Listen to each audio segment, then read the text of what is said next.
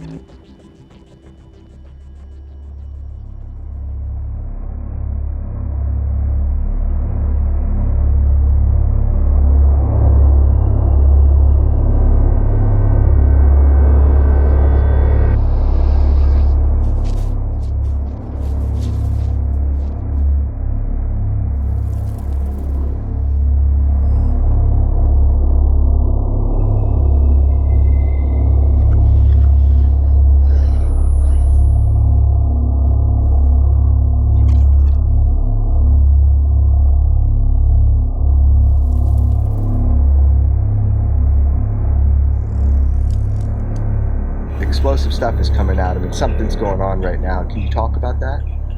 If everything goes as planned, I think we are on the eve of something momentous that will change on a tectonic level, the UFO subject. It's going to be really big.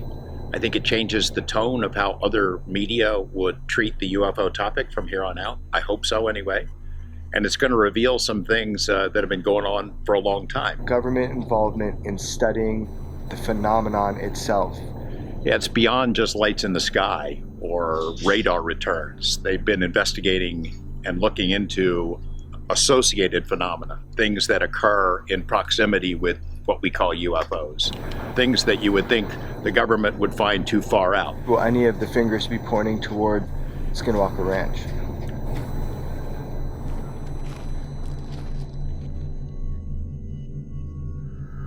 Hopefully this opens it up. It changes everything. Declassified videos and authentic Department of Defense footage published by the New York Times in December. The program received more than $20 million for its work. For nearly the last decade, I ran a sensitive aerospace threat identification program. People, I think, have conflated the concept of a UFO with whether we're visited by aliens. The program produced documents that describe sightings of aircraft with no visible signs of propulsion. We're talking about unidentified flying objects, UFOs. We have something here. We don't know what it is. We sure don't know how it works. And by the way, there's nothing we can do about it. Nobody gives a about aliens there. Yeah. It's they're looking for things that might possibly be... This is a potential threat, a grave one to our country. What is DoD doing about it? The so-called Tic Tac UFO was detected over several days in 2004 by personnel with the USS Nimitz battle group off the coast of San Diego. It didn't attack, but it demonstrated vast superiority over America's most advanced defense systems. These observations match with previous observations going well before that. You have something coming into our airspace. When it continues to happen as a pattern, we now become increasingly concerned. Because it's not an anomaly, now it's a trend. This video was recorded off the coast of Florida in 2015. That is in our airspace and shouldn't be here. You, DoD, you, CIA, you, DHS, have the responsibility of protecting us. How did this happen? And yet it's crickets. Nobody wants to have the conversation. My job in the government at the time was twofold: to determine what it was and how it worked. I figured if we can answer at least those two first things, everything else we'll be able to explain later. The technology of these craft is beyond anything known on Earth.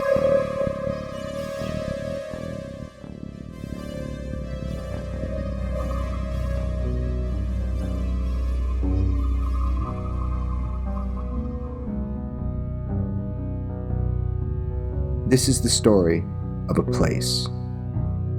It's been shrouded in secrecy for more than 20 years. There have been whispers, but most likely, you've never seen or heard the real events. I guarantee you that was the plan all along. That's exactly what they wanted. Imagine a place between shadow and substance. A place where the world is thin. To most, a location that invokes the darkest and most hidden corners of terror. Something prowls here, something lurks. And if you hunt it, it's gonna hunt you back. It's elusive, manipulative, and violent. It's haunting more than haunted. We don't really understand it. Even after the largest scale scientific study in history of a paranormal hotspot, there are more questions than answers. However, we do have some answers, and that's what this story is about.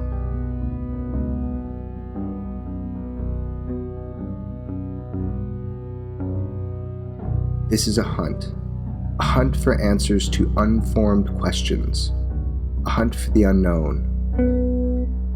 And the answers have been hiding at a ranch at the center of it all. I was like you, until I wasn't.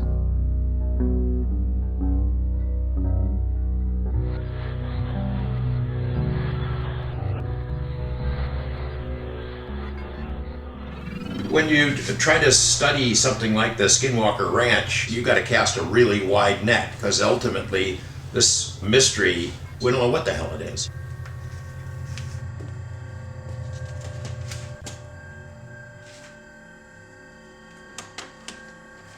You know there's more to a story, and you're not allowed to talk about it. That's a human burden.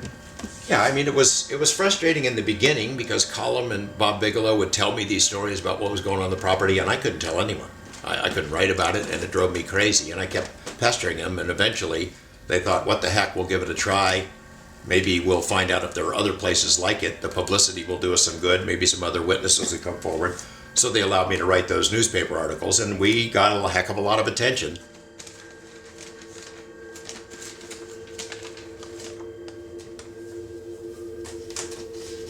There's a lot to uncover in all of this, huh? Oh my God. There's some of this stuff I haven't seen in a long time. It's overwhelming. This is stuff, material that's specific to the ranch. I've saved every scrap of paper ever since Dr. Colin Kelleher and Bob Bigelow sort of brought me into the loop about what was going on there. I'd been hearing about it for a couple of years, but wasn't allowed to say anything. And then eventually I talked Bob and Bigelow into giving me the permission to go to the ranch, and Colin Kelleher gave me a tour a couple of times. And people forget, you know, they're familiar with the book, but they forget that my interest in it started as a documentary. One of your first book reviews? Yeah.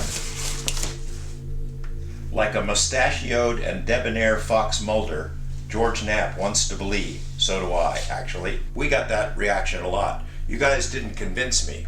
Convince you of what? We weren't trying to convince anyone. We're trying to tell the story and asking people, hey, help us figure this out. Because we don't know what the explanation is. Is there more to tell now? There's a lot more to tell. There's so many things that have happened on the property since the book came out that have not been made public. There's all kinds of people, hundreds of people have visited the property, and it's like a Rorschach test. They go there thinking they're going to see skinwalkers or Bigfoot, and sure enough they do. So you take those accounts with a grain of salt. Other times people have had some pretty dramatic encounters that they keep to themselves, and some accounts have happened to people who are very credible, who had very dramatic encounters, and their stories have not been told for reasons that I cannot explain right now, but those are the spookiest of all, because the consequences go beyond the property. You could explain. You won't explain. I can't. I can't at this point. It leads to a much bigger place and a much bigger understanding of what we're dealing with out there. It's not simply a haunted ranch. It's not activity that stays confined to this particular piece of property. It moves. It travels. And there were actual events. Yeah. I mean, you know, I don't remember if we talked about it in the book, but the family, the Gorman family, had experiences that followed them. After they left the property, it followed them for a while. They're not the only ones that's happened to. Since the book came out, there have been other people who've been on the property. They've seen stuff on the property. They've had encounters where they were basically told, stop, you're not welcome here. And then it followed them. And that's all I can say about it. It's hard to find anybody in the Uinta Basin who doesn't have some kind of an experience with a UFO or Bigfoot or some other strange phenomena or somebody in their family. So we recorded a lot of that stuff on multiple trips. That footage was recorded on different kinds of formats. We collected information and tapes from some of the witnesses who had made their own recordings, and all of that material was saved with the idea of producing a documentary or a series of documentaries, and then we were asked to not proceed. So I basically canned it, put it all in a box, and most of the footage has never seen the light of day. It's a mountain of tapes. What's on these tapes? These are interviews. We had tours of the property several times. Robert Bigelow comments about the ranch, cattle mutilations, interviews with neighbors who had lost cattle. Trying to get Mr. Bigelow to go on camera to talk about it was difficult. At the time I finally got him to sit down and open up about it. It was the first interview he'd ever done on the subject. Even though I had known him for 20 years, it was really tough to get him to sit down and talk about it. So most of this video footage in this box, the world has never seen. Yeah, this is 30 or 40 hours of material that the public has never seen before.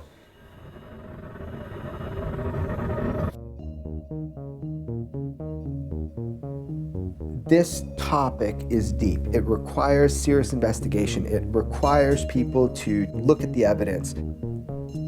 My curiosity became so overwhelming that I could no longer be a passive observer, but I had to become an active participant. The original story, never seen by the public, can now be told, and it's weaved into a tapestry of new, ongoing phenomena and events. This is a moment in time that can't be replicated. This will never happen again. The access to the ranch during the investigations, that will never happen again. The time is right, and the time is definitely now.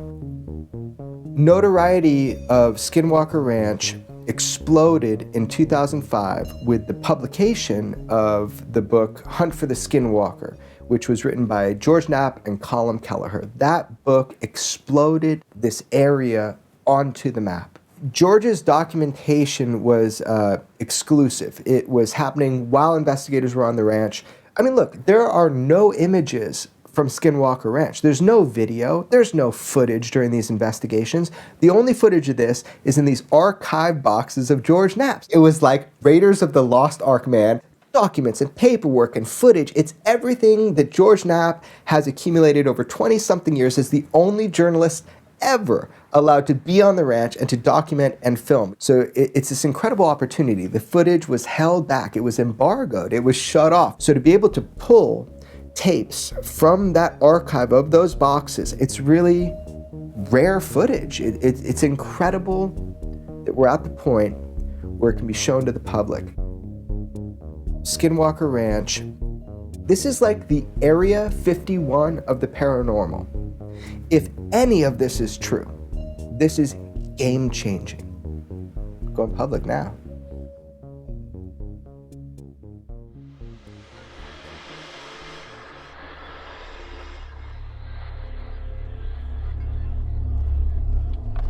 This is officially the second homestead. Down here, yeah, it's the middle homestead.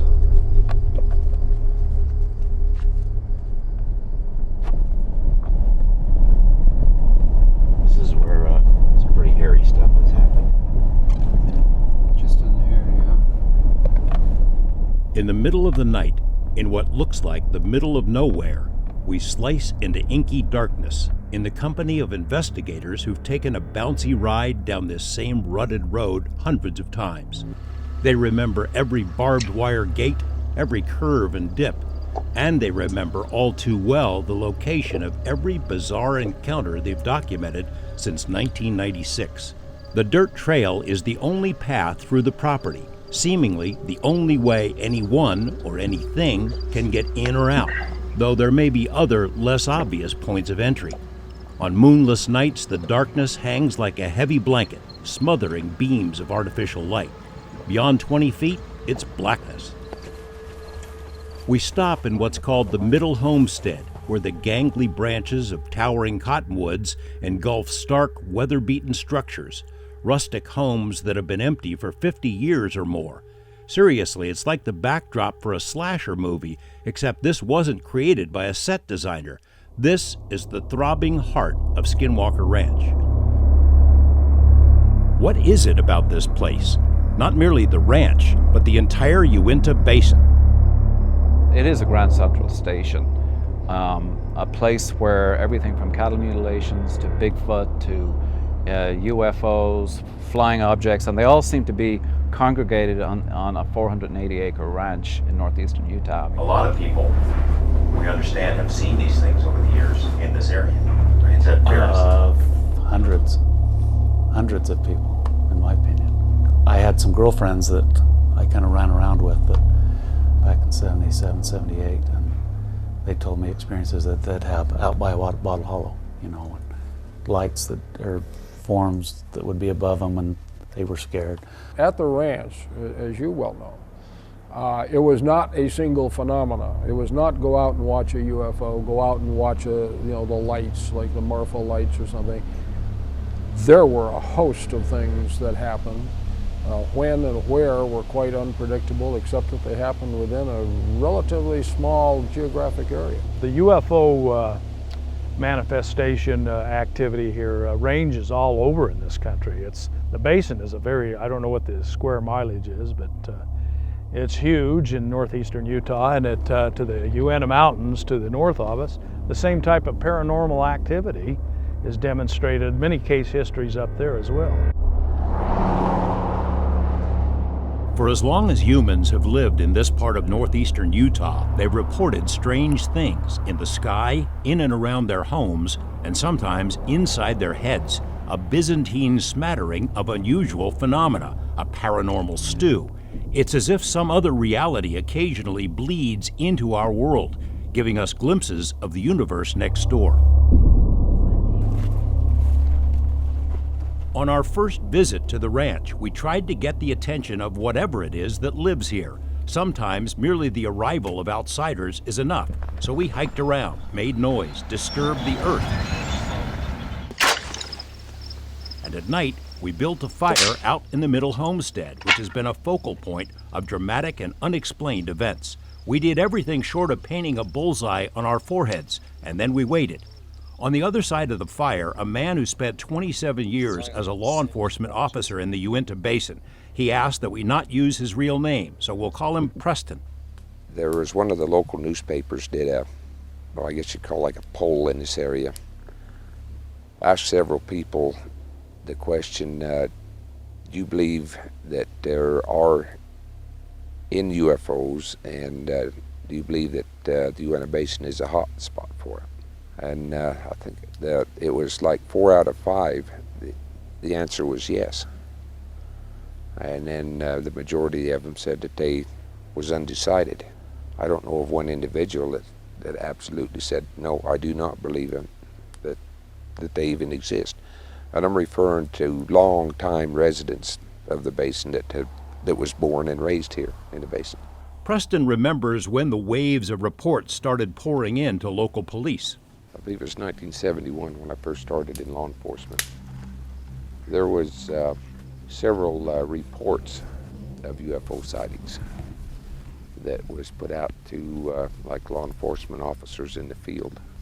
As I recall, there was 3 to 4 of those reports that I received where I actually witnessed what I believed to be an unidentified flying object. His wife also had multiple sightings, one that coincided with a mutilated cow on Preston's property, and another in 1995 directly over Skinwalker Ranch. Preston interviewed his own wife in 1998 and wrote this report for a private research group. The object his wife reported was shaped like a hexagon, aluminum colored with multiple lights. What she described was 4 lights, like connected to a bar. They were just 4 large lights that appeared over the ridge, and I was some distance away from her when she seen it, and she called it to my attention, but before I could get there, they had disappeared. This is probably the most studied real estate in the history of the UFO phenomenon. There has never been, to our knowledge, a place that has had the same kind of focus in terms of study.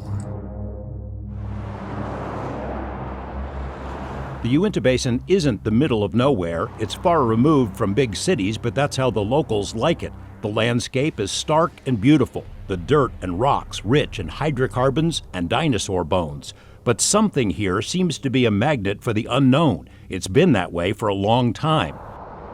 In the Uinta Basin, unknown aerial objects became so commonplace in the 60s and 70s that locals became used to seeing them, and outside investigators were drawn to the area. One of them, Utah State University scientist Dr. Frank Salisbury, wrote a highly regarded book, The Utah UFO Display. After weeding out the 90% of sightings which were likely misidentifications of known objects, he focused on 400 or so well-documented cases involving unknown structured craft of many shapes and sizes. Salisbury obtained most of the case files from lifelong resident Joseph Jr. Hicks, a local science teacher who'd educated generations of Uinta residents. Hicks spent years driving the back roads of the basin to meet and interview eyewitnesses, many of them his former students. And I says, can you see that? Look at that, that's amazing. And it was a round, gray, metallic looking thing. In January 1999, oil company executive Gregory Todd was driving home from work, talking on the phone to a coworker headed in the opposite direction toward the town of Vernal. Todd noticed an object that looked like this, roundish, gray, metallic, with no wings or tail, traveling at a high rate of speed toward the ground. And I says, this is amazing. And it came down and went behind some clouds that were just kind of on the horizon. And I said, that had to be humongous. And I thought, okay, explosion, something, and I never did, there was nothing. The next day at work, he spoke to a group of friends. And I said, okay, guys, I'm gonna ask you something. Did you guys see something weird last night? And they just happened to be coming down the Bluebell Road facing south. And they said, yeah, we saw this round thing. And it wasn't any big deal to them. I said, yeah, we just saw this round thing in the sky. And I thought, well, what? Think about it, and I said, okay, that thing is big. That was big. Whatever it was big. Because Bluebell's 20 miles away. I was 5 miles away from Roosevelt, and 3 different groups saw it. Few places in the world have had so many sightings over such a long period of time, not just decades, but centuries. The earliest report is from the journal of Father Escalante, the Spanish missionary who in 1776 led the first European party across the basin. But Uinta is much more than a UFO hotspot. The objects seen in the skies are benign distractions compared to the bizarre events on the ground. In particular, on this strip of green pasture that's said to be in the path of the Skinwalker. They believe that they're, like you talk about, the Skinwalker is extraterrestrial. This is something that's in their culture. It has been for forever.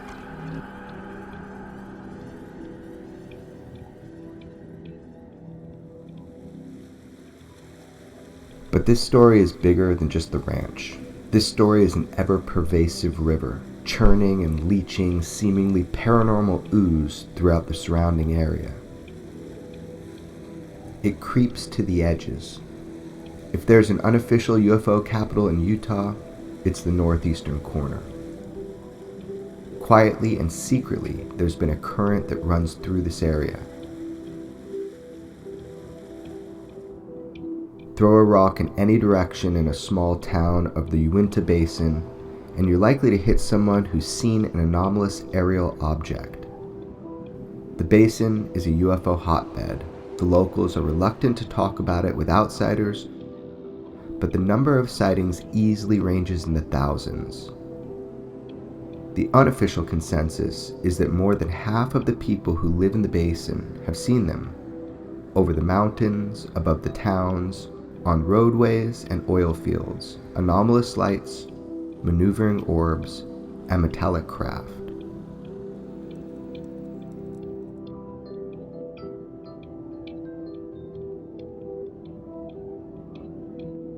Objects, things which are not easily explained. Why so many, and why here? Roosevelt, Ballard, Fort Duchesne, Uinta County. For some, the phenomenon provides a mecca for curiosity, but for those that experience it, it's corrosive, like an acid, and it's been here a long time. Stories of UFOs, poltergeist-like occurrences, and creatures of all kinds have pocked the landscape and residents throughout generations. Normal people, hardworking people, they're having extraordinary encounters of every shape and shadow.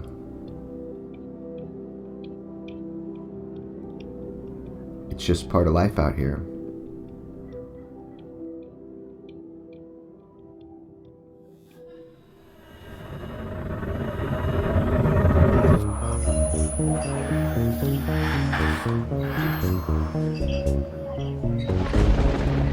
We purchased the property as a living laboratory. It's been a phenomenal laboratory. I feel humbled. We did get a good education, and I think we still are. The NIDS guys used dogs as biosensors. The dogs would be able to sense that something was near and give them advanced warning. They were uncannily accurate. We've close to 100 different incidents. We trained like hell to deal with animal mutilations, with lights in the sky, animals being moved into different locations. No two incidents ever repeated themselves. Training is meaningless when nothing is repeated. And that has happened consistently. It's the only thing consistent. This is a lot more than a UFO story, as you learn. Consciousness plays a significant role in this topic. It's something that's completely outside of our normal physics and understanding. This is something that is beyond our normal means of calibrating. It became obvious that we were along for the ride. We weren't the ones in control.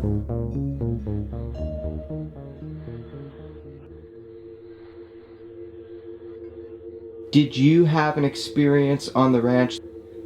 My first visit there, it had been a down period. Colin Kelleher had told me, look, the activity has sort of gone underground. That's why I was allowed to go, because maybe they figured I could, my own inherent weirdness quotient, I could stir something up, or I could at least tell the world a little bit about the story so that we could find out if there are other places like that. So I went to the property, and there's a couple of things that would happen that would stimulate activity historically. They said, arrival of a stranger, that was me. If you make a bunch of noise, in particular, digging up the earth.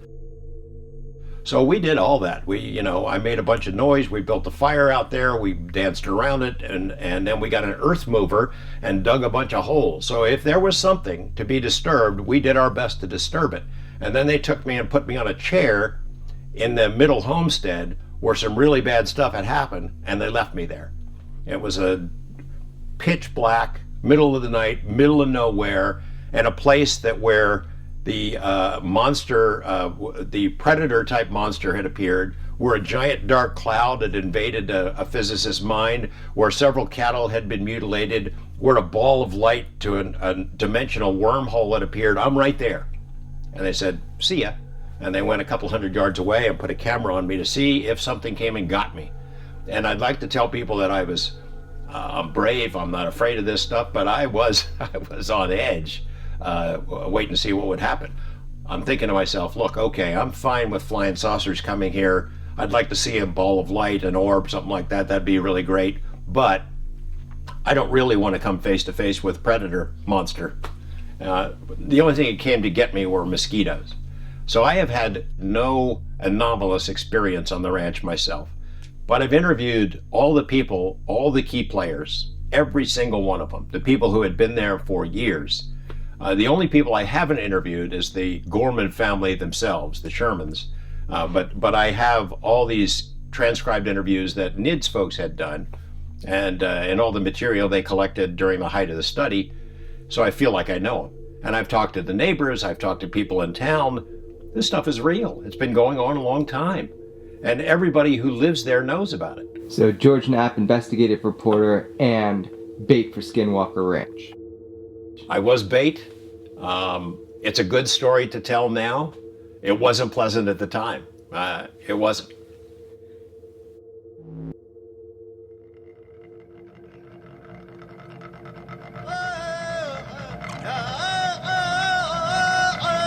To indigenous locals, this stretch of red sandstone is special because it is, quote, in the path of the Skinwalker, according to members of the Ute tribe.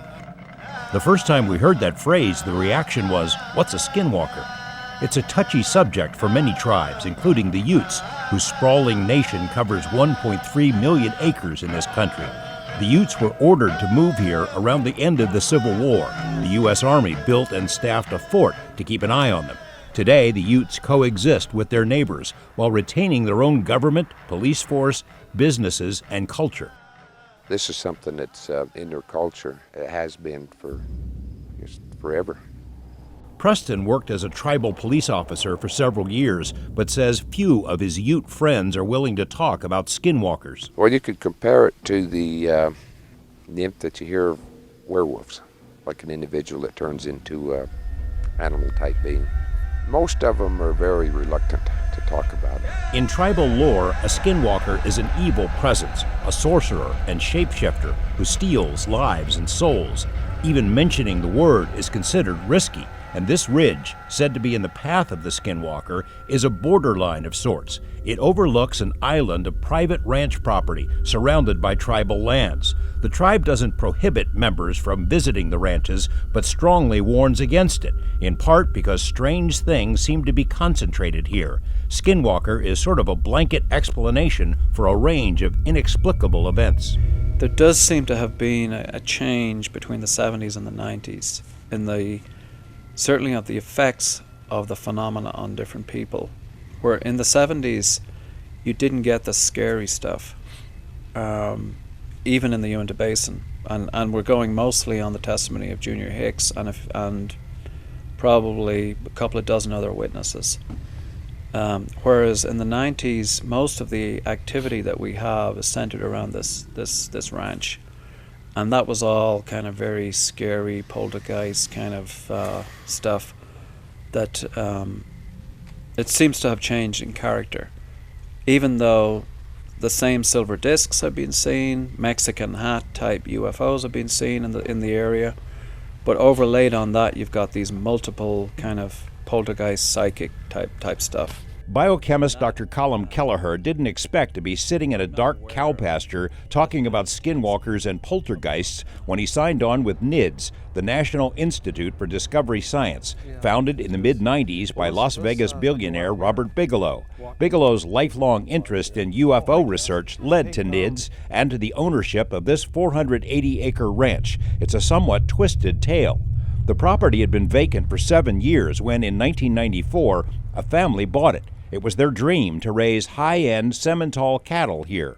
There's only one entrance, a gate that displayed an eerie sign. A single dirt road leads into the property, which is made up of 3 parcels. The first homestead on the east side is where the ranch house is located, along with a corral. A second middle homestead contains long abandoned buildings. The third homestead is ringed by tall trees and underbrush.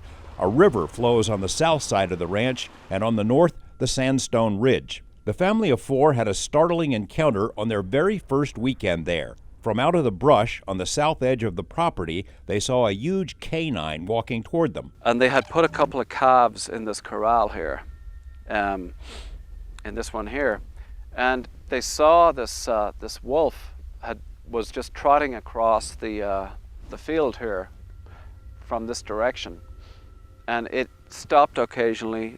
There was a light rain. It was a misty kind of a day with light rain, And so they were watching this wolf as it was coming towards them, and seemingly kind of unconcerned. The family assumed the wolf must be someone's pet. It was huge, but seemed tame. One of the calves made the mistake of sticking its snout through the bars of the corral. The wolf stuck his head into the corral, grabbed the muzzle of the calf, in full view of these, tried to drag it out of the corral. The calf, was going wild. So Terry and his dad went over with, stout sticks and started beating on the wolf to try to make sure that it let go the calf. Several times they beat on the wolf without any effect whatsoever. So Terry asked his son to go in to get a .357 Magnum. The son came out and the wolf was still trying to drag the calf through the corral. And Terry sort of pointed the Magnum at the animal and shot it. Now, as far as I remember, he shot it either 3 or 4 times, and it was like from increasingly close range. First of all, it was from several feet, and then it was closer and closer. On the 4th shot, the animal, I believe, let the calf go, but the animal the wolf didn't let out any yelps of pain. There was no sign of blood. There was no sign of distress. The animal let the calf go and looked at Terry. The rancher's son had run to the house to retrieve a hunting rifle. He handed it to his father. Terry gets the .30-06, which can bring down an elk, from a relatively long distance. Shot it at a distance of 20 feet, and this time there was a big recoil from the animal. The animal kind of recoiled, but still didn't give out any pain or anything like that, but kind of backed off for maybe 10 feet, 15 feet, and Terry shot it it was actually a 6th time with the .30-06, and this time he saw a bunch of flesh. The bullet exited from the animal with flesh, and this time the animal just kind of turned on its heel and just trotted off, almost casually, into exactly where it had come from, across in that direction. Now, the piece of flesh was lying on the ground, and they examined it later. The father and son, both armed with rifles, went after the wolf, catching glimpses as it moved through thickets and following the deep tracks it left in the wet ground. Well, what they did was they tracked the animal all the way across to the creek. There's a creek about half a mile to 3/4 of a mile in that direction. They tracked the animal, they went after the animal, and they found that its tracks just stopped suddenly in a muddy bank right by the creek. It just seemed the tracks went nowhere. They were going to a specific area. They should not have vanished, but they vanished. But they came back then, and they found the piece of tissue from the animal that had been blown off by the .30-06. And to them, it looked old. It looked almost like the beginnings of decay, decayed flesh. It blew them. This incident blew them away, because even a single shot from a .357 Magnum should have brought that wolf down. Now, should remember that this wolf initially was very friendly to them. It actually walked right up to the dad, and the dad patted it on its head. So we're not talking about some kind of mirage. We're not talking about some kind of hallucination. This was a physical animal. He patted him. He smelled like wet dog. Think about it. How do you characterize that? There really is no context even to put that in, because it was a physical animal that was that looked like it was flesh and blood. They chalked it up as being totally bizarre. They talked about it for weeks afterwards, because this was really the first incident that they had encountered just after moving on the ranch. They, as I said, they were just moving into the general area. I think they were putting furniture into the house, and this animal was between 2 and 3 times the size of a normal wolf. Normal wolf would kind of come up to there. Well, this thing was huge. Later, at the gate entrance, the rancher's wife had another encounter with the huge wolf as she entered the property. The wolf was in the company of 2 black dogs with oversized heads.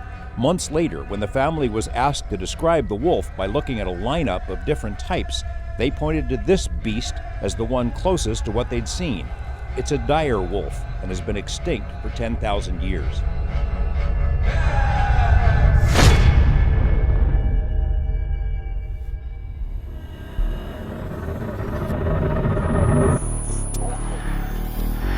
We live in the middle of some other kind of intelligence. The secrecy begins with them, whoever they are, these visitors, these entities that interject themselves into our lives.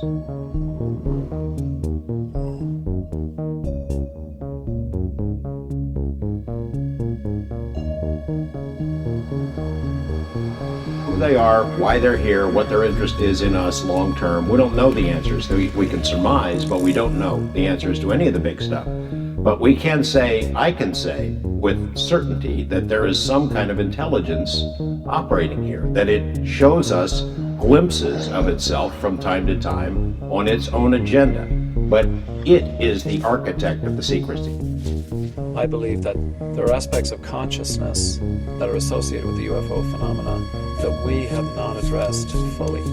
The global public is not ready to have global confirmation of this. A lot of disturbing things will occur. It's just too powerful. People have ignored these facts. They'd like it to go away. It's not going away. It's not going away because the phenomenon itself doesn't go away. It's been with humans, every continent, every culture throughout human history. It's here whether we like it or not, and it's here today.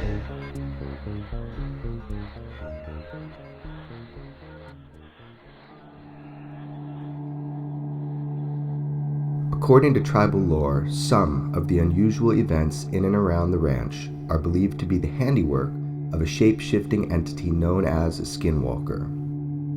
The Utes also believe that lights seen on the property could be the spirits of long-departed ancestors that enter this world from under the ground. But tribal members also see the same metallic UFOs witnessed elsewhere in the basin. These objects appear to be technological, not spiritual, and a few of the encounters occur right in front of their faces.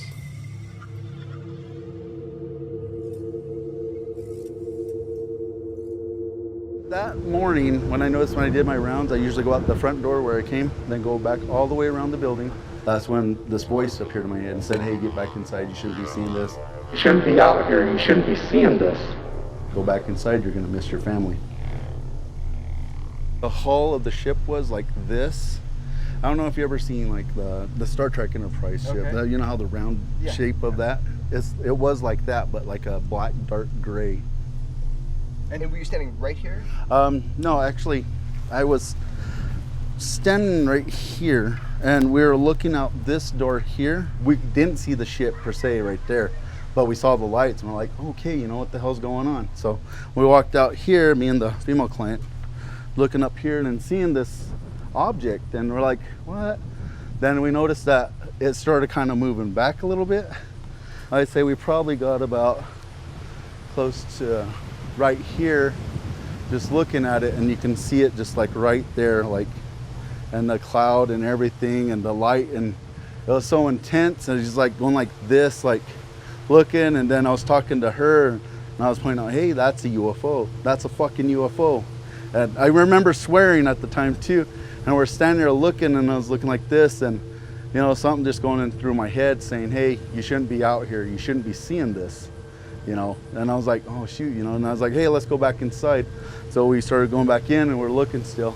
That's why I said I wish people could have been awake at the time during that Sunday morning to see what I saw. And I have people that seen it all the way up towards White Rocks, all the way down towards Four Corner, Randolette, that were up at that time. And those that were here, you know, had that feeling like everything was dead silent. It was just an eerie, quiet silence. No dogs were barking, no noise or anything like that. And people at the store during the time when the blackout, they opened the doors just to see, and they could see the colors. Hey, get back inside, you shouldn't be seeing this. Go back inside, you're gonna miss your family. I kind of stopped in my tracks, and I was like, well, you know, thinking in my head, oh, fuck this shit. I'm Yeah, gonna I'm go gonna back miss my inside. family. Fuck that. I ain't gonna get abducted. And so you're standing there. Where did it lead? When you went back in, was it still here when you went back in? It was slowly moving back that way, just making its way towards the south. And then I got back in, and then right when we got inside, that's when the female house manager said, hey, look. And that's when I was right outside like this, just like this. Looked outside through the window, and just this flash, that's it, lights out. Just like a light switch, just lights off. It gives me the chills, and I just don't, it's just stuck in my head. I mean, it wasn't a very big ship, but it was big enough, I guess you could say. It was pretty close, though. Well, it was too close for comfort.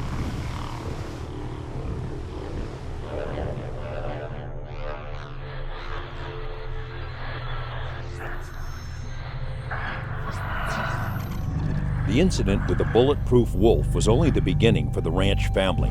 During their mind-numbing 20 months on the property, the ranch morphed from a seemingly idyllic setting into a mental and emotional torture chamber.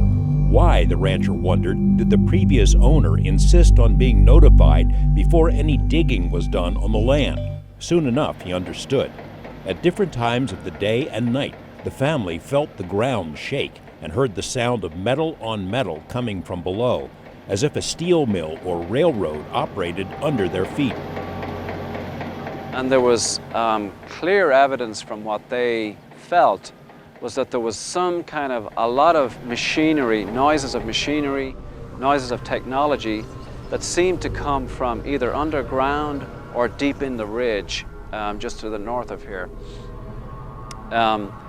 They also found that any time there was a disturbance, for example, sometimes they dynamited tree stumps from the ground. They noticed that there was a big increase in the activity immediately following dynamiting these stumps. In other words, large holes in the ground. They couldn't figure out why. On some nights, large sections of the pasture would light up, illuminated by an unknown source in the sky. Other times, the family witnessed beams of light shoot out of the ground. Vehicles would stall, batteries would die while crossing particular points on the property. Equipment would vanish into thin air. On a few nights, family members heard mocking voices speaking an unknown language, seemingly emanating from the sky a few feet above their heads. So many of the events on the ranch were palpable but fleeting. It meant the credibility of the rancher and other witnesses would eventually be evaluated. He was an expert marksman, tracker, hunter, horseman, cattle breeder, and he didn't really touch farming, but he had a college education and degrees and certifications that I believe attested to the fact that he had a lot of highly technical training in animal husbandry. And in this case... So he was, in other words, he was scientifically astute to some extent. Eric Davis is a PhD physicist who would later spend 4 years on the ranch as part of a wide-ranging investigation, looking not only at the property and events that occurred, but also conducting extensive background checks into the family, their history, their neighbors. He is not the only witness to it. I mean, this has been going on, not only the Indians had been seeing it, but a lot of people. Right, it wasn't just him, it was his wife, his 2 children, his neighbors. The whole Uinta Valley has a 50-year history of phenomena that the Mormon community and all the other non-Mormon members of the community have been experiencing since the 1950s. This includes county board supervisor members, judges, the sheriffs of the various county sheriff departments. Tell me about the rancher. Now, you came up here, you got to know him, you had beers and barbecues. and Excellent. At first you thought, maybe this guy is off his rocker?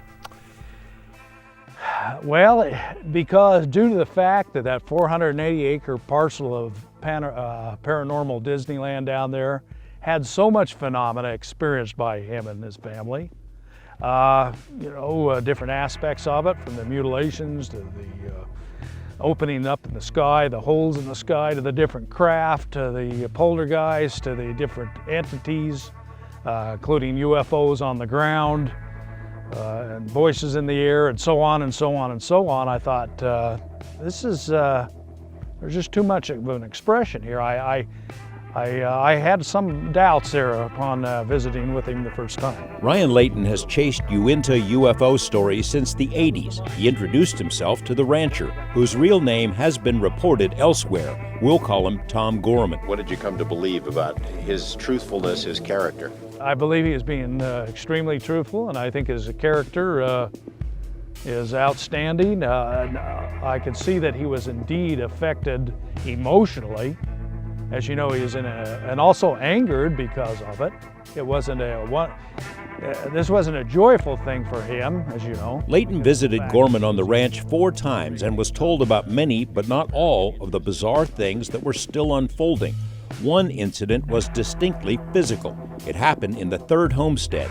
Someone dug large divots into the pasture. A photo was included in the 1996 newspaper story. The scoop marks were just an oddity in the pasture there. Some of them were 3 to 4 feet in diameter, and they were scooped, dozens of them in there, and not a natural type of occurrence. During one of our visits, Colin Kelleher showed us where it happened. Each of the scoops would have weighed hundreds of pounds, meaning some kind of heavy equipment would have been needed. But how did it occur without the rancher noticing? The rancher came out one morning and was checking down in this area with his cattle. He noticed this scoop mark here, another one just down here, and a third one further down here. Well, they'd have to take down a series of gates for one, and I don't think so. And I don't. What would be the reasoning for taking such a large, massive soil sampling out of that particular section of the? I mean, what is to be gained by scooping out dozens of odd scoop marks in the pasture? That incident came in the middle of a wild period for the family. From the first day they moved onto the ranch, they felt like they were being watched. At night, they would hear the sounds of heavy footsteps outside their windows and would see the outlines of black, faceless figures peering in. Eventually, the footsteps and the figures entered the house. There were dozens of unexplained events. Locked doors would open and slam shut. Objects would vanish, then reappear somewhere else. The Utes might describe all this as the work of a trickster. We would more likely call it a poltergeist. Eventually, the family would help investigators compile this list of incidents they remembered. 3 young men, including the rancher's son, spent 4 hours moving a pile of heavy corral poles to a spot near the canal. Later in the day, the entire pile had been moved back to its original spot, but just an inch off.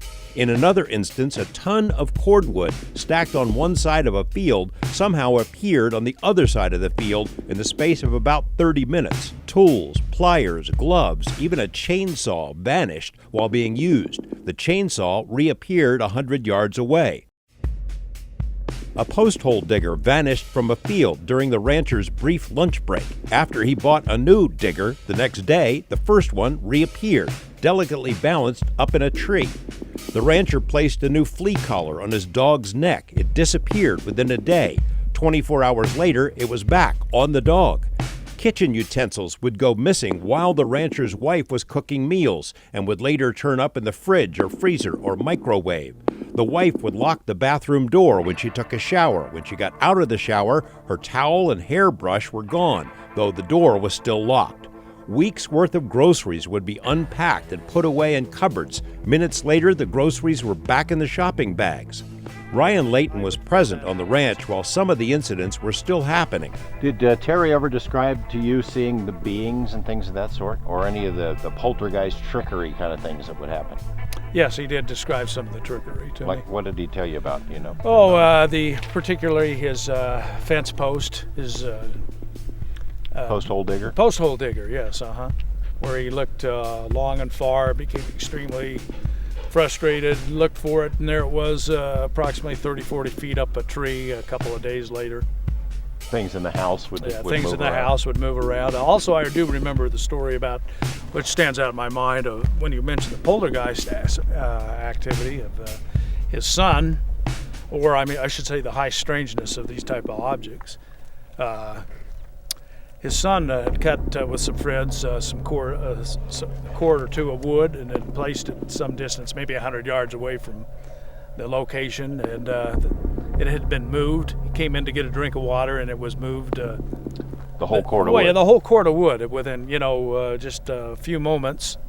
I believe it was about a 100-yard distance or something to that nature.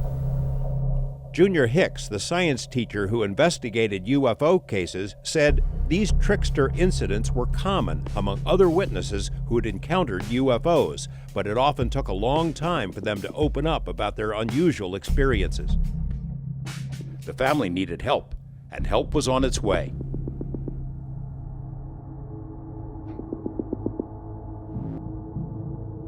Bob Bigelow is one of the most enigmatic individuals that you ever hear about. The guy's got 2 private orbiting space stations for study. He's an individual connected through government contracts.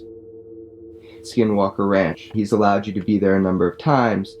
He's really let you in.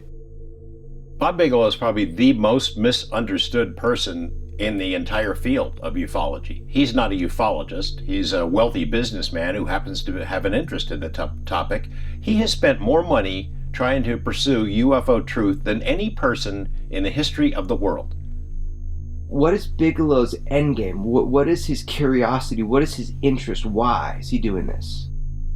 The interest is personal. It comes from family experiences. It's what got him hungry about the topic to begin with.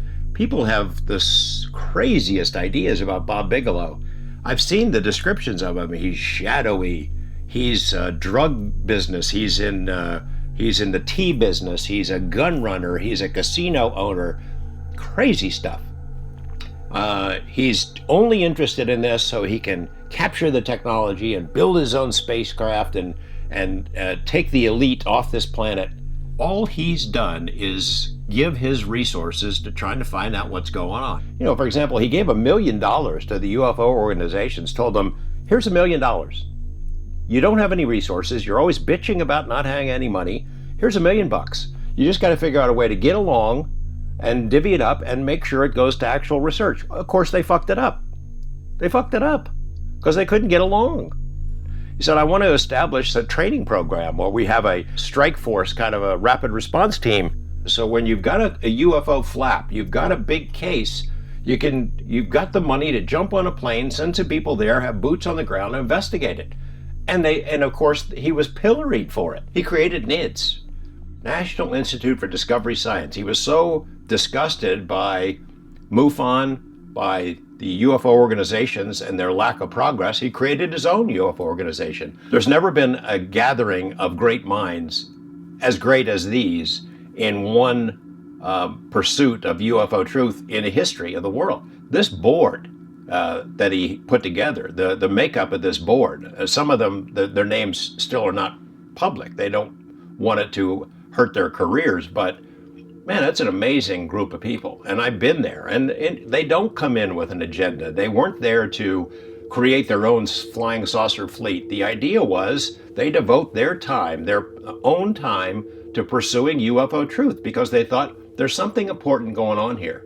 It's worth spending our time to pursue this, and they gave a lot, volunteered a lot, and no one gave more than Bigelow, and no one has been beaten up more than Bigelow because of it. It's ridiculous. Is there something that has shaken Bigelow or shaken you about the ranch? Bob's interest in the ranch was primarily an interest in UFOs. He bought the place because people had been seeing UFOs. The flying saucers, traditional UFO stuff, that was his interest. But of course, as he and his team learned, there's a lot more to it than that. They had no idea what they were getting, I think.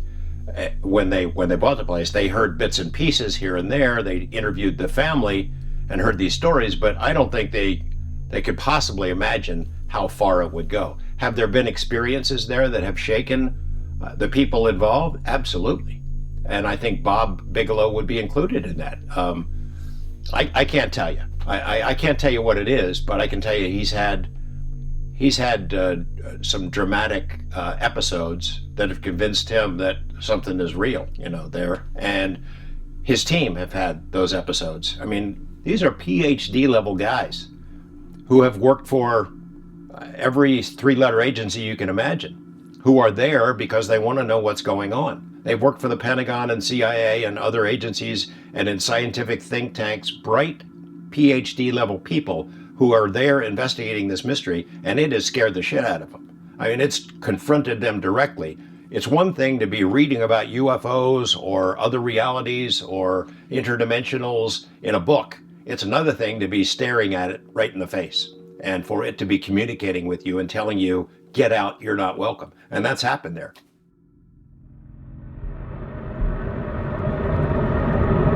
In 1978, a local newspaper reported high activity in the Uinta Basin. Silver dome-shaped objects were seen, flying saucers. Some witnesses observing the display from close proximity, from underneath the craft.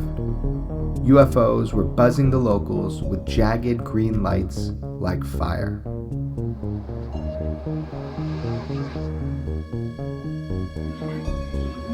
Nothing really changes. It's constant. The phenomenon is engaging people. It's a pattern of close encounters. It's commonplace. People hunt the cause. Scientists investigate the carnage. The NIDS team tried to quantify the performances.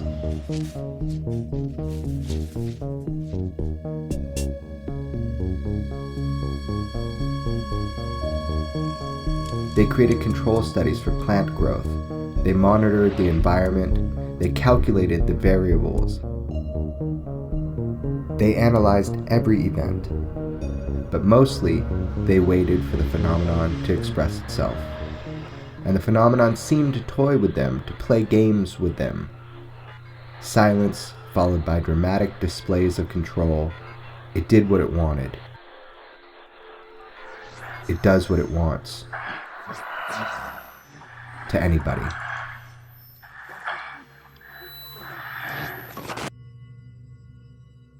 What's your name? Oh, my name's Janice Puyat.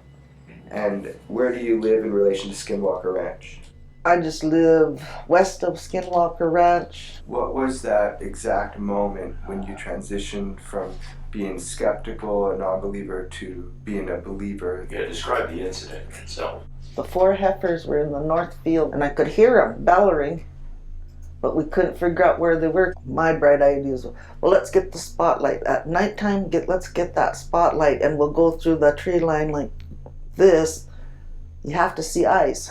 I said, then that'll give us a general idea where they're at night, so we can set up panels and run them back over to the house. So we're going, they were bellowing, so we're going, but I couldn't see nothing. So I turned it on, I said, okay, let's listen. And when I went, let's listen, that's when that light came. It came clear from the sky. I mean, it hit like this, and it lit up the whole truck. And it physically hit you, the light? Yeah, it literally came down in and lit up everything. I was like, wait a minute. And I turned back, I said, that's not possible. That is not possible. And that's when I started, like, something's here and it's real. And I just got an eye-opener, because I was a non-believer before that. So that was the experience that changed it for you, where you realized...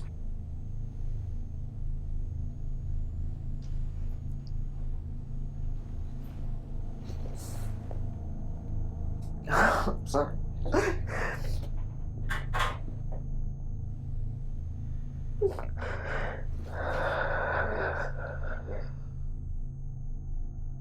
I just kind of got overwhelmed for a minute.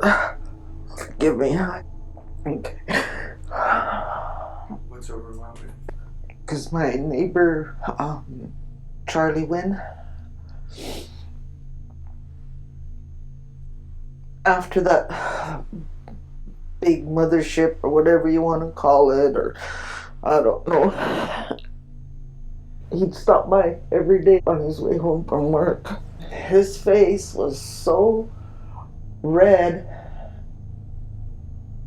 I couldn't believe it. When I looked up, he said, that light hit me. He said, it scared the shit out of me so bad. He said, I was crawling in the ditch to get that water to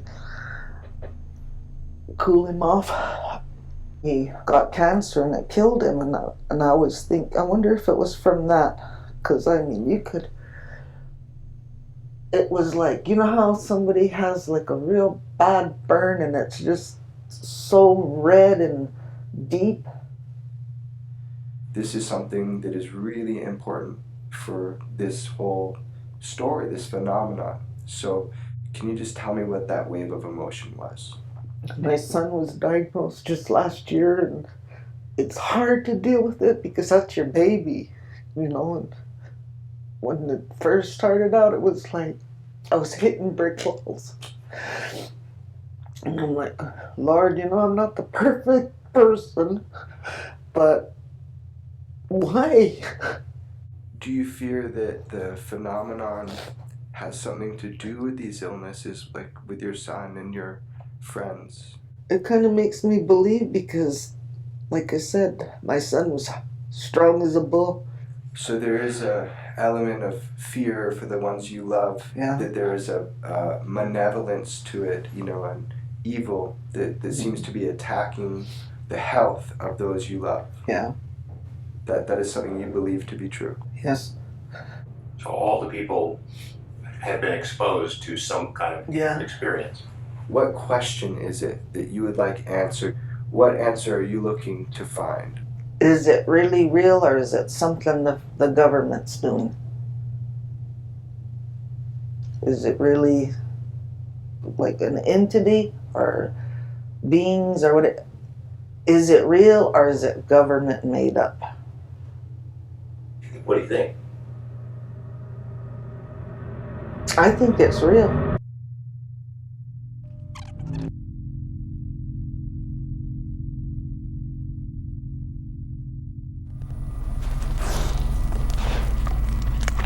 A beast prowls the darkness outside of Skinwalker Ranch. It's Lucy, the Wonder Dog. She made the long drive with us to the Uinta Basin in part because Lucy can see and hear things that we can't. The same reasons the NIDS team relied on dogs during the long study of the ranch. Dogs were considered to be friends as well as biosensors, able to detect unusual activity beyond the range of human senses. Soon after Robert Bigelow purchased the property, the NIDS team built observation towers in 3 pastures with sturdy metal fences around each tower. On many nights, dogs were stationed inside the fences. The construction of those dog runs and the viewing platforms also was kind of like a communication thing. The idea was to put dogs in the dog runs who are extremely good biosensors. They would alert the humans. But at the same time, during the construction of these dog runs, there was a whole bunch of anomalies happened at these dog runs. An unknown trickster kept opening the gates and letting the dogs loose. Perplexed, NIDS secured the gates with thick wire. The wire vanished. Then they installed strong padlocks. The padlocks disappeared. Gates were left open. The locks were gone. There was like 7 or 8 separate incidents that happened at several of these dog runs just after construction. And if you wanted to read a message into that, you could say the same sort of thing, that, you know, these measures are essentially useless. They can be interfered with, they can be compromised, they can be screwed with, and there's nothing you can do about it. Kelleher and the NIDS team were initially optimistic. After Robert Bigelow bought the so-called UFO ranch, the team brought in its own double-wide command center, installed surveillance cameras and other sensors, and tried to find prosaic explanations for the wild stories. They surveyed the basin for geomagnetic anomalies, searched the property for hallucinogenic plants, interviewed the family, their neighbors, and a wide circle of other eyewitnesses. There's a lot of people interested in this stuff, and you get a lot of calls. The scientists on the team were not there to confirm local myths. NIDS was designed to be a high-risk, high-payoff institute. A lot of high risk for the topic we were after. That ranch, I think, was the epitome of what we were after. Like I said, it was a living laboratory that we could set up and control the conditions. We can rigorously monitor the environment. We can rigorously attempt to monitor the phenomena as it moved within that environment out there at that ranch. Physicist Dr. Eric Davis, who has worked for military think tanks and prominent labs, was skeptical about UFO tales and spooky stories until he made his first visit to the ranch. That's when he and others witnessed an orange globe that turned blue, then landed. Up and it'd be a clear orange ball, and then a mist would appear and it'd be blue again, and so forth. And it alternated this way until it finally descended below the background mountains, and it descended in. Now, when I mean below, I mean the mountaintops. It didn't descend behind the mountains. It descended in front of the mountains. That sighting occurred before NIDS installed its camera system, but even with cameras positioned around the property, the phenomena proved elusive. We had cameras that were recording data on a continuous basis. Frequently, things would happen just off the camera. Like it knew where you're looking, it says, okay, we'll do this where you're not looking. The cameras did catch perplexing images over the years, darting orbs that seemed under intelligent control, a fan-shaped array of lights recorded more than once near the bottom of the ridge, something resembling an aircraft contrail that emanated from the ground, and this, the ghostly silhouettes of structures that reminded the team of New York's Twin Towers. The images are evidence, but of what? By 1998, the NIDS team already had 78 incidents from the vicinity of the ranch, including 11 nuts and bolts structured craft reports, as well as a few dozen orbs of different colors, and another that sliced the tops off several trees in the third homestead. The rancher showed the damage to Ryan Layton and joked it must have been a case of pilot error. The top part of the trees were kind of almost squared out, almost like in a square. And those are probably maybe 80 to 100 feet tall cottonwood trees, and the branches were probably, say, 40 to 50, 60 feet. Some of the branches, very lengthy, and they were on the ground and they're broken off. That same section of the property is where the rancher saw his first UFO. He initially thought it might be a wayward Winnebago that somehow got onto his property. It was shaped like a refrigerator, like box-shaped, with a light on one end of it. When he first saw it in the distance, he was with his nephew, and it was dark, but he saw the light, and he presumed that they were hunters or there was somebody trespassing on his property. So he and his nephew started walking towards it. It started moving slowly away from where they were walking, and this all happened further east of here. But the thing started clearing a fence, and that's when they began to think something unusual was happening. And they couldn't actually see the shape of it until they kept on pursuing it, and then it went over a tree line. So an RV that goes over a tree line? Yeah, it actually went over the tree line, and as it was silhouetted against the sky, they saw the shape of it. It was like a refrigerator, flying refrigerator. And it was completely silent. Ground zero for odd sightings was always the middle homestead. At nights, lights and orbs could be seen floating through the creaky old buildings. It's also where the rancher had multiple sightings of the most puzzling object, an orange glowing hole in the sky. Gorman told Kelleher and others the orange ball seemed to be a portal, and on the other side was a, quote, different sky. On at least one occasion, the rancher saw a smaller object fly out of the orange orb into the sky over his property.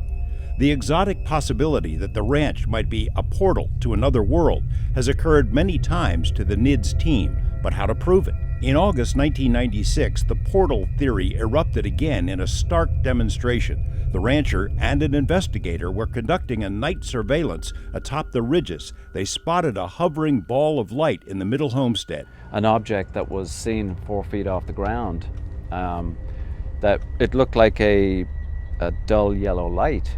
I mean, it was innocuous. Hovering over the road. It just appeared out of nowhere. And then it begins to expand and grow, and then it opens up into about approximately 3 foot wide opening. They turned on the night vision equipment they had, and lo and behold, everything from a dull yellow light became like it looked like a three-dimensional tunnel that was just, hovering over the ground. Where there's a light coming out from within this opening. On the other side of the opening, this is just the natural background of the ranch. They see the road, they see the grass from the pasture and so forth. Slowly, this incident unfolded where they saw what looked like a humanoid creature crawling, literally elbowing his or her way through this tunnel, hovering 4 feet above the ground. And out of this opening crawls a very large, what I understood to be an 8-foot tall black creature with a head and no neck, and a torso, arms and legs. No details or features noted on it. There was a second witness standing right beside the other guy with the infrared technology. All he could see was a dull yellow light that had expanded to about 4 feet in diameter. It just literally grabbed the outside edges of this opening, pulled itself through, came out, stepped onto the dirt road, and ran off into the darkness. The creature stood up once it got out onto the ground and walked away into the darkness. I mean, can you imagine two people on the top of a cliff or a sort of a bluff 150 feet off the ground in the middle of nowhere? And then the opening began to shrink and collapse in on itself and turned into a brilliant light that just faded away. That's a perfect description that was given by Matt Visser and John Kramer and Bob Forward and other colleagues of theirs in a physical review paper on the optical nature of wormholes. I mean, that is not, I would say, military technology. That's some kind of a phenomena that has, it smacks of interdimensional phenomena.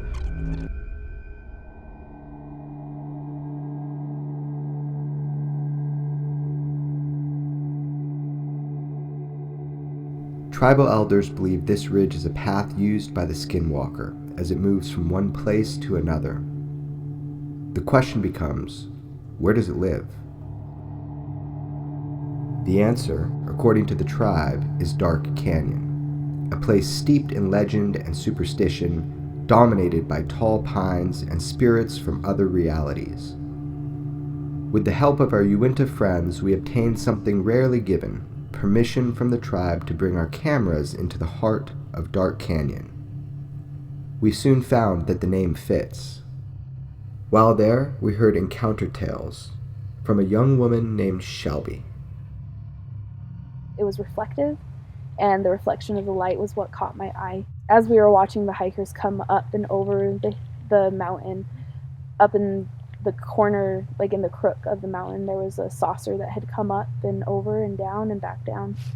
And I tried pointing it out to her, and she was too late, but A saucer? Yeah, it was pretty significant in size. Classic flying saucer. I don't think there's anyone else in my family who's willing to admit what goes on. Is this the kind of thing that runs in the family? For me and my mother, it does. I think it's because you and your mother are open to this? I don't necessarily think we're open to it. I think that it comes to us. Is this your first time talking about it publicly? Yeah. Yep. Are you worried about the reaction? I am, just because of my profession. I worry that it's gonna follow me, and You work in public education, so I guess you have to worry, what will my employer think about it? yeah. Yep. Have you ever told anybody you work with that you've had experiences that we'll discuss? I have. Everybody has their story.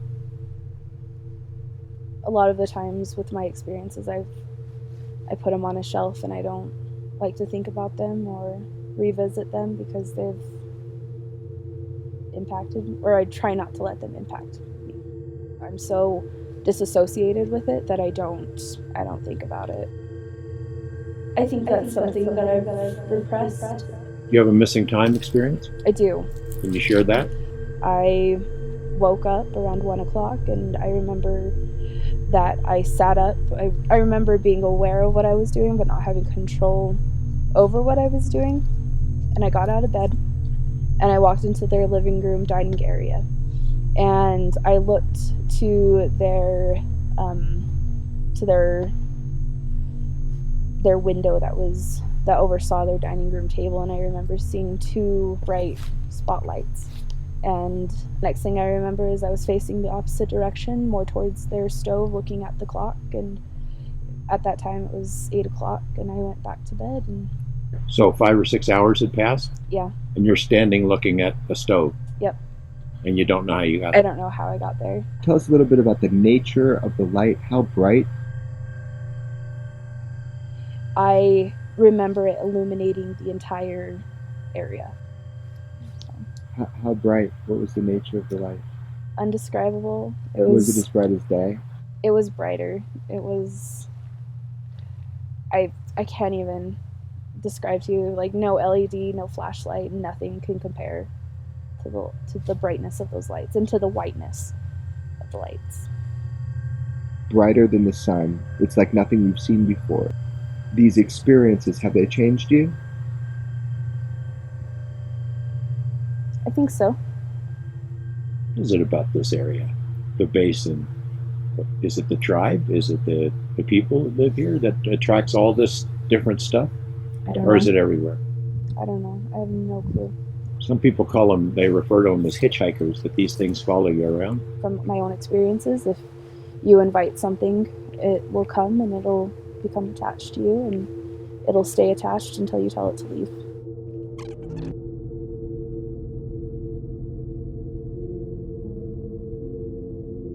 The unfortunate thing is this weird phenomena is not amenable to laboratory testing where we can control the conditions. We thought we could. We attempted to.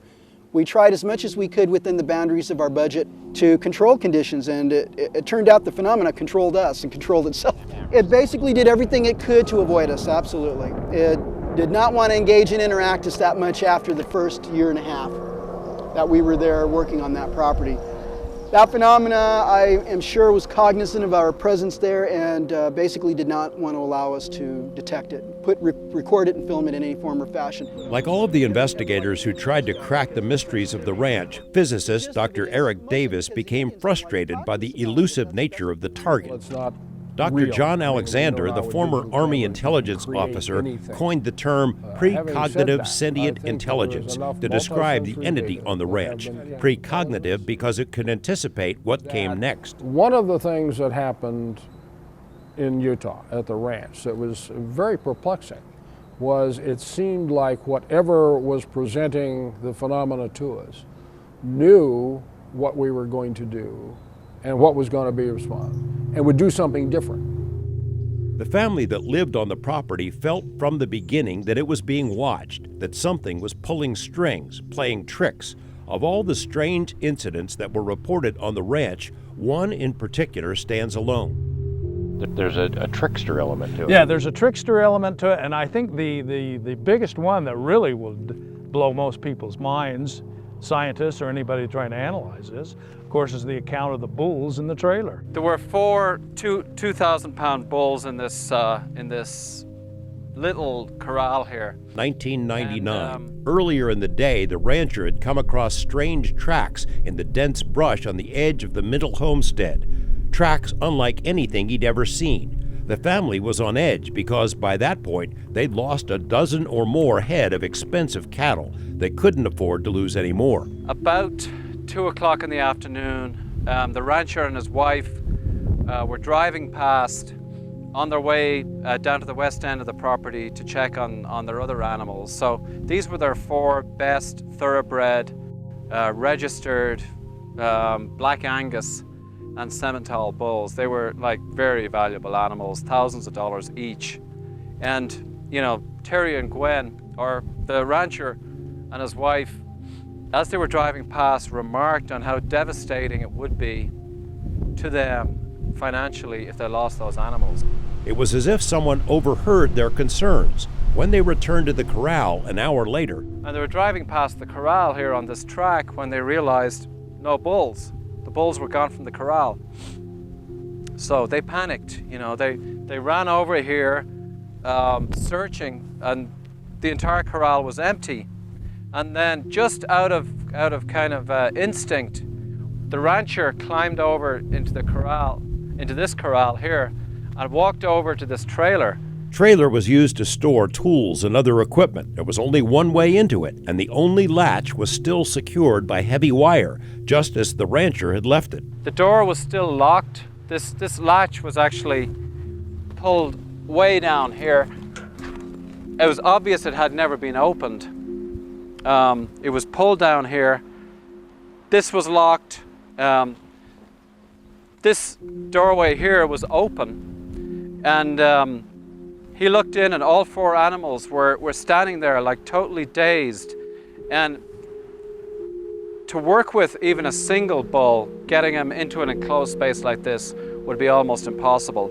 To get 4 2,000-pound bulls into a tiny, tiny enclosed space where they were squashed up against each other would be completely impossible. But anyway, Terry yelled, or the rancher yelled to his wife that he had found the animals, and his yell just seemed to wake them up out of this catatonic trance or daze they were in. And suddenly they just went ape. When they realized they were in this crammed space, they went crazy. They started kicking down the sides of this thing, and they kicked one of the doors. There's a boarded door at the other end there. They kicked the door open, and they just went absolutely wild. They destroyed the inside of this trailer in like minutes. Eventually, it took the rancher and his wife about 4 hours to herd the animals back through here and in here.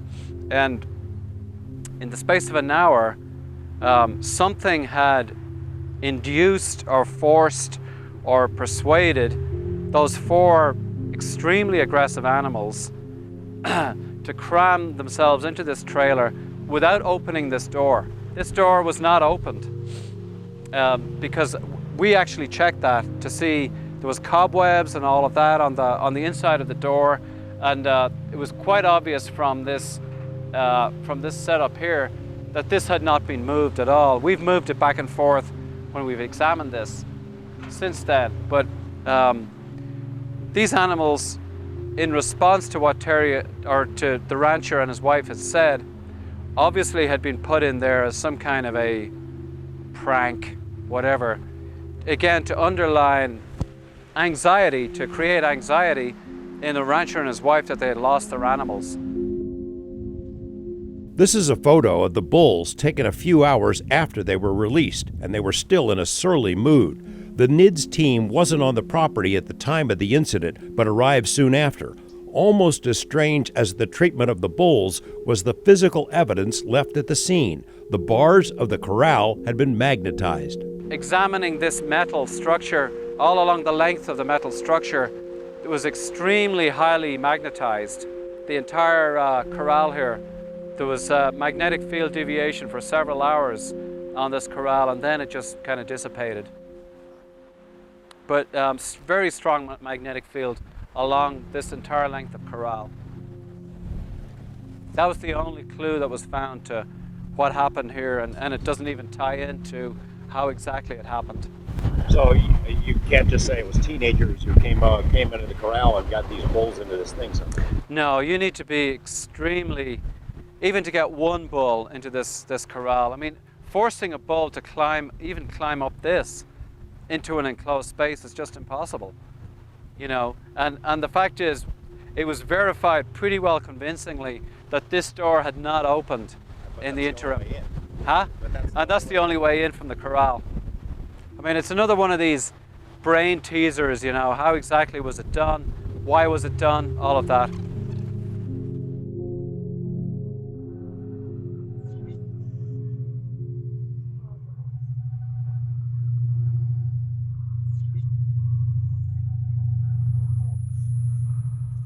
In the Uinta Basin, you are being visited by something that appears to be non-human. Mm-hmm. Yes.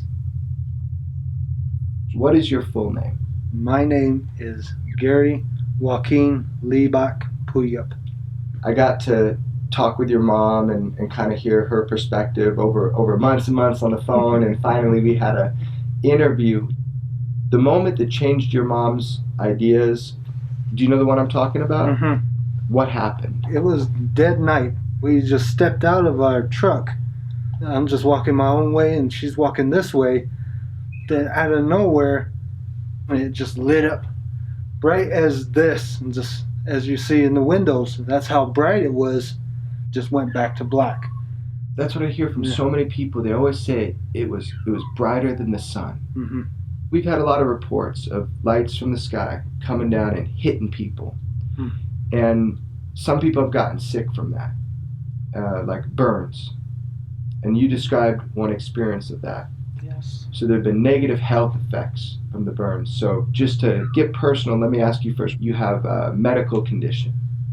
Yes. Can you tell me about that? It's MS. I got MS. I'm only 30 years old. First one in family history. I'm the only one. it's hard for your mom. You can see it's hard for her, right? I mean, any family. Yeah. One thing she asked is she was curious if these lights had any negative impact on your guys' health. Do you feel there's any connection to that, or do you feel it's just not that?